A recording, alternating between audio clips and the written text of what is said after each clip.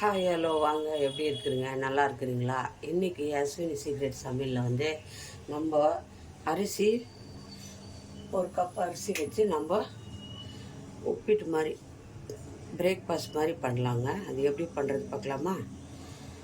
இட்லி அரிசி எடுத்துக்கோங்க. இட்லி அரிசி இல்லைன்னா புழுங்கல் அரிசி, சாப்பாட்டு அரிசி எடுத்துக்கோங்க. நான் ஒரு கப்பு இட்லி அரிசி எடுத்துக்கிறேன் பாருங்கள். இட்லி அரிசி இல்லைன்னா நீங்கள் புழுங்கல் அரிசி எடுத்துக்கலாம், வீட்டு சாப்பாடு அரிசி. நம்ம சிம்பிளாக குயிக்காக குழந்தைங்க தான் பண்ண போகிறோம். அது எப்படி பண்ணுறது பாருங்கள். கடாயில் இந்த அரிசியை போட்டுடுங்க. அரிசி வந்து லைட்டாக சூடு ஏறணும், அவ்வளோதான். ரொம்ப வறுக்க வேணாம். அரிசி வந்து பொரி மாதிரி எல்லாம் வறுக்க வேண்டாம், சும்மா லைட்டாக சூடாகணும். நம்ம இது மிக்ஸி ஜாரில் போட்டு அடிக்க போகிறோம். அதுக்காக நீங்கள் அரிசி சூடாகனா போதும்.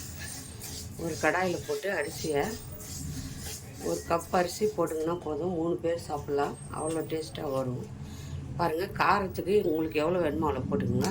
நான் 4 மிளகா போட்டுக்கிறேன். அதையும் போட்டு இதில் நம்ம வறுத்துக்கலாம். லைட்டாக சூடாகணும், கை பொறுக்க சூடாகணும். இப்படி கையில் எடுத்தால் சூடாக இருக்கணும்.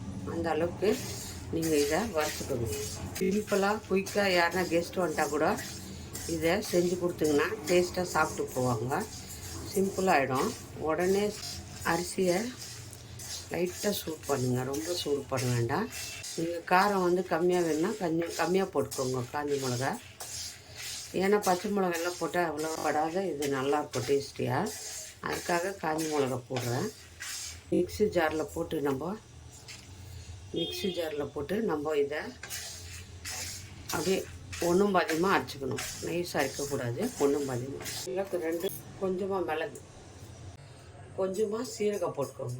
சீரகம் மிளகு அவ்வளோதான் போட்டு லைட்டாக சூட் பண்ணிவிட்டு இதை நீங்கள் ஆஃப் பண்ணிவிடுங்க. ஆறட்டும், ஒரு 5 நிமிஷம் ஆற வைங்க. பாருங்கள், அதே கடாய் வச்சுக்கோங்க. அந்த அரிசி எடுத்து ஒரு ஜாரில் போட்டு வச்சுக்கிறேன். சூடு ஆறுனதும் அதை நம்ம அரைச்சிக்கலாம். நல்லெண்ணெய் ஊற்றிக்கோங்க. நல்லெண்ணெய் தான் டேஸ்ட்டாக இருக்கும். நல்லெண்ணெய் ஊற்றிக்கோங்க. எண்ணெய் ஊற்றியாச்சு பாருங்கள். நல்லெண்ணையும் எந்த எண்ணெயும் ஊற்றுங்க, பரவாயில்ல. நல்லெண்ணெயில் செஞ்சால் டேஸ்ட்டாக இருக்கும். கொஞ்சம் நம்ம கடுகு போட்டுக்கலாம். பாருங்கள், கடலைப்பருப்பு உளுத்தம் பருப்பு எடுத்து வச்சுக்கிறேன், அதை போட்டுக்கலாம். கலர் வச்சுருங்க, பொரிஞ்சு வரட்டும். பாருங்கள், நல்லா வெடித்து வந்துடுச்சு. இப்போ வந்து முந்திரியும் கொஞ்சம் கலக்காவும் எடுத்து வச்சுக்கிறேன்க்கா, வறுத்த கலக்காய், அதை போட்டுக்கலாம். நல்லா வச்சுருங்க. கருவேப்பிலை போட்டுருங்க.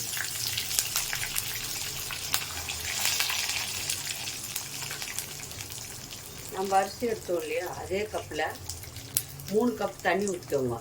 1 கப் அரிசிக்கு 3 கப்பு தண்ணி, 2 கப்.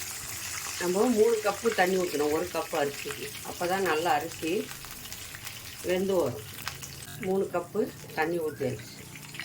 இது நல்லா கொதிக்கட்டுங்க. உப்பு போட்டுருங்க. உப்பு போட்டு நல்லா மூடி வச்சு கொதிக்க வைங்க. தண்ணி வந்து நல்லா கொதிச்சு வரட்டும். நம்ம அதுக்குள்ளே அந்த அரிசியை நம்ம பொடி பண்ணிக்கலாம். பாருங்கள், மூடி வச்சுட்டு 10 நிமிஷம் நல்லா பாருங்கள், நல்லா கொதிக்குது பாருங்கள்.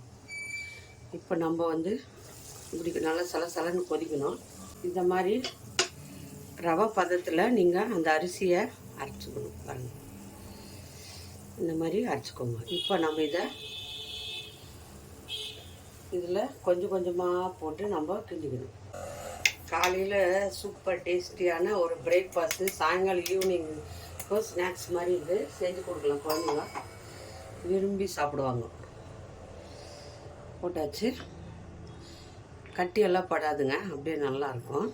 நீங்கள் அப்படியே கொஞ்சம் நேரம் சிம் பண்ணிவிட்டு மூடி வச்சிடணும். நல்லா வெந்து வந்துடும். ரொம்ப டேஸ்ட்டாக இருக்குங்க. குழந்தைங்கள்லாம் விரும்பி சாப்பிடுவாங்க. நிறைய பேருக்கு ரவை உப்புமா பிடிக்காது. நம்ம இந்த மாதிரி அரிசியில் செஞ்சு கொடுத்தா ரொம்ப விரும்பி சாப்பிடுவாங்க பசங்க. யாருன்னா கெஸ்ட் வந்தால் கூட டிஃபன் என்ன பண்ணுறது நீ யோசிக்க வேண்டியதே இல்லை. டக்குன்னு எடுத்தோமா, அரிசியை வறுத்து நைஸாக பொடி பண்ணிவிட்டு ஒன்றும் பாதியமாக அப்படியே நல்லா இப்போது மூடி வச்சிருங்க. அப்போ தான் சிம்மில் வச்சிடணும், நல்லா வெந்து வரும். அது மூடி வச்சுருங்க 5 நிமிஷம். பாருங்கள் 5 நிமிஷம் மூடி வச்சு எடுத்துட்டு பாருங்கள் எல்லாம் வெந்துடுச்சு. நல்லா சூப்பர் டேஸ்டியான பிரேக்ஃபாஸ்ட் ரெடி ஆகிடுச்சு. டின்னருக்கும் பண்ணலாம், பிரேக்ஃபாஸ்ட்க்கும் பண்ணலாம். இது எல்லாம் விரும்பி சாப்பிடுவாங்கங்க. யாரும் பிடிக்கலன்னு சொல்லவே மாட்டாங்க. அவ்வளோ டேஸ்டியாக இருக்கும். இது நல்லா காரசாரமாக நல்லா டேஸ்டியாக இருக்கும். சிம்பிளான நம்ம வீட்டில் எல்லார் வீட்லேயும் அரிசி இருக்கும். அரிசி வச்சு இது பண்ணுறது எந்த செலவும் இல்லை. பாருங்கள் சிம்பிளாக பண்ணுறது, ஆனால் அவ்வளோ டேஸ்டியாக இருக்கும். இதை யார் யாருக்கு இந்த மாதிரி சிம்பிளாக பண்ணி டேஸ்டியாக சாப்பிட பிடிக்குதோ லைக் பண்ணுங்கள், ஷேர் பண்ணுங்கள், கமெண்ட் பண்ணுங்கள். அஸ்வினி சீக்ரெட்டை மறக்காமல் சப்ஸ்கிரைப் பண்ணுங்கள். நம்ம இன்னொரு டிஷ்ஷில் பார்ப்போம்.